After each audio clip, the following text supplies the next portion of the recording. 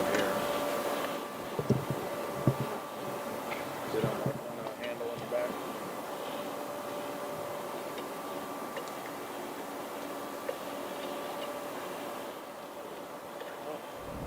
All right, what we're about to hear now is from NOPD. We're waiting for them to get set up here. This will be the 4th press conference, I believe, about this today. Yeah, and we have Anchor Patrick speaking right now. Let's listen in. I wanted to begin by telling you that we have made progress today.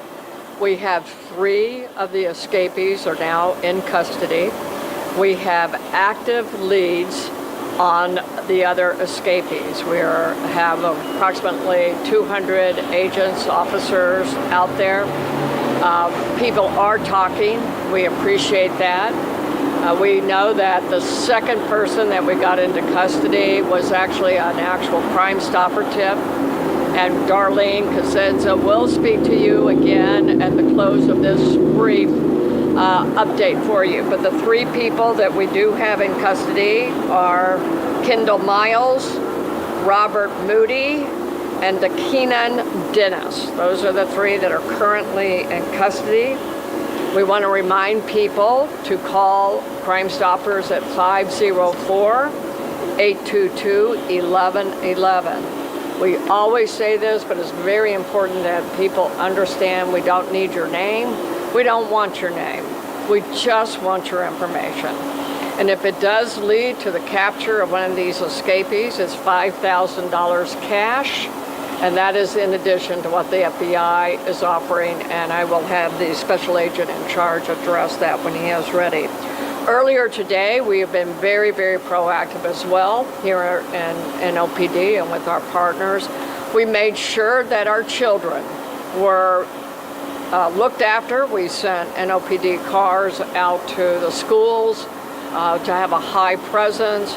We have removed at least a couple of people who had concerns for their safety. We got them in safe houses.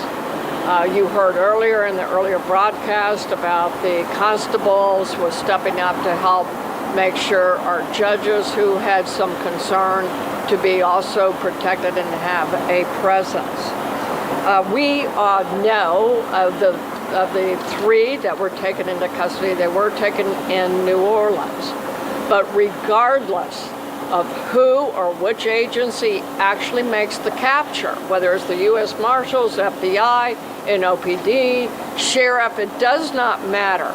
But we will deem all escapees as Louisiana state prisoners. They will be LSP's prisoners.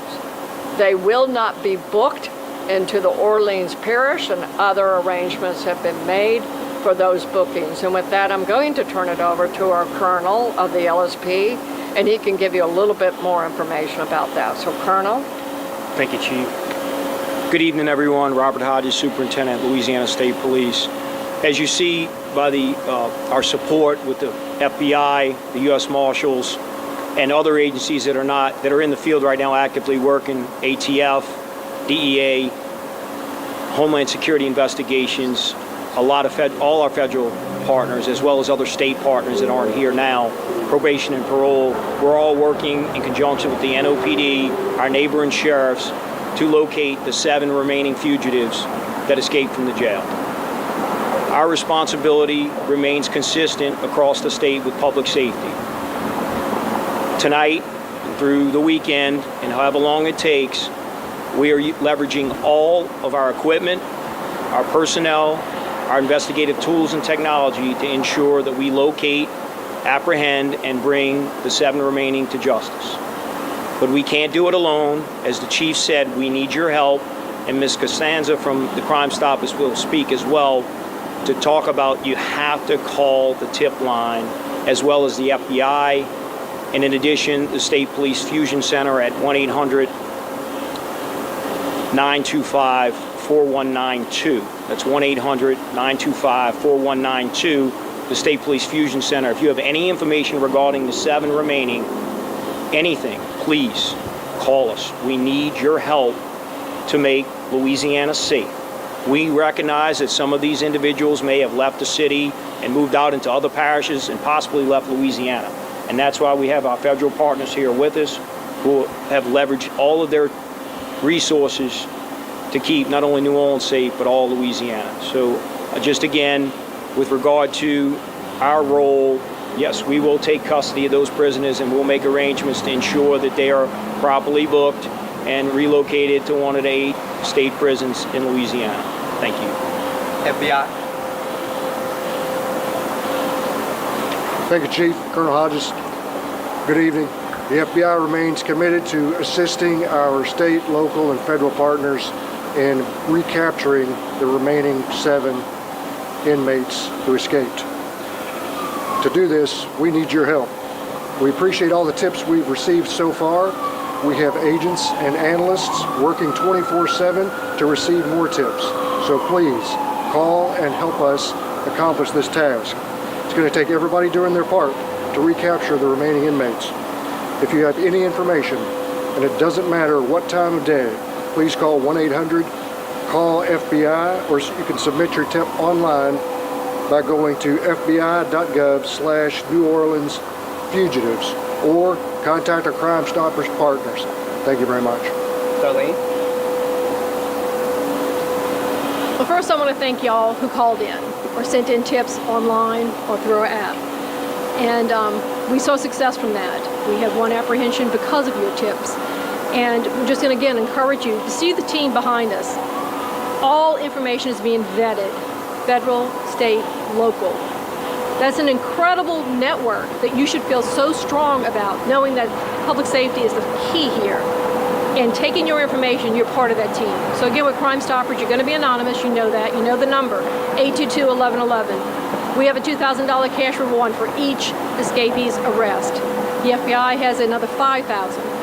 Make the call, send the tip, don't delay. And thank you. All right, we'll have 1 round of questions. We'll start with Box 8. Do we have any more information about the 3 OPSO employees that were suspended?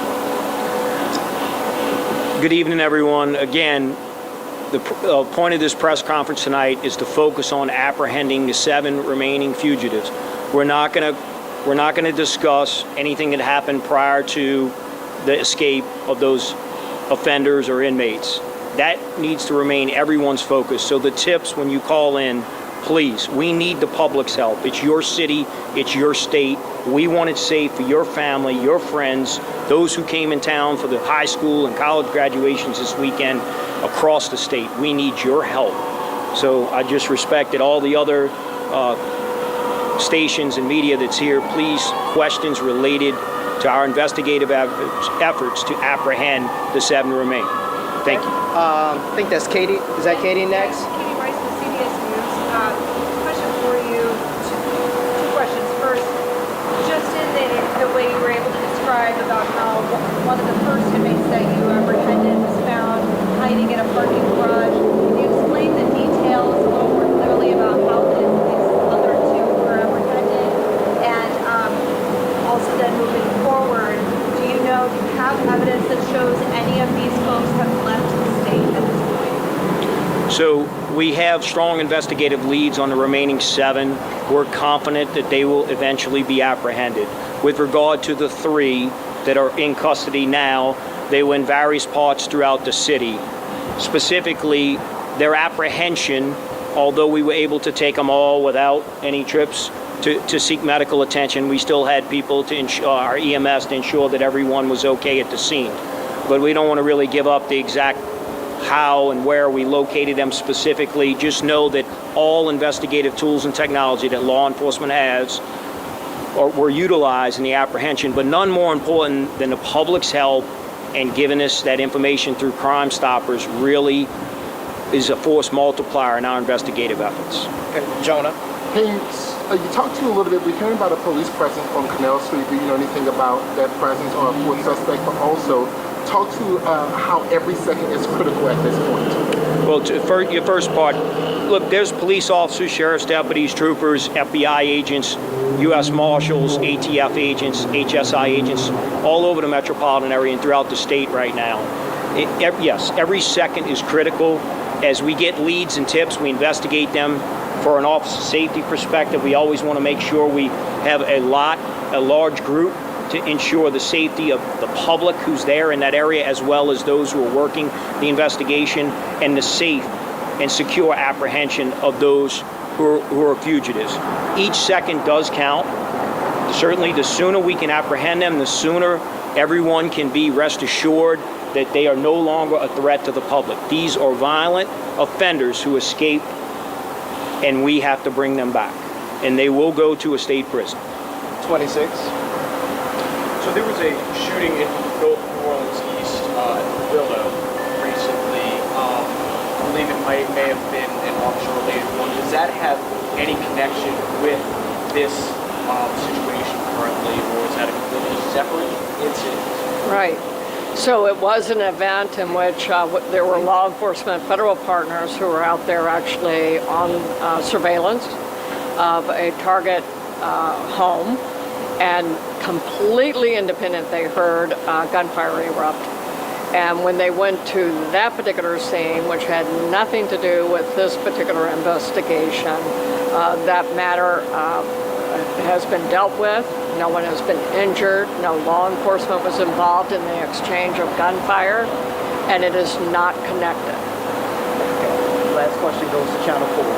And what do you guys have to say to the public? You know, there's still 7 people on the run here.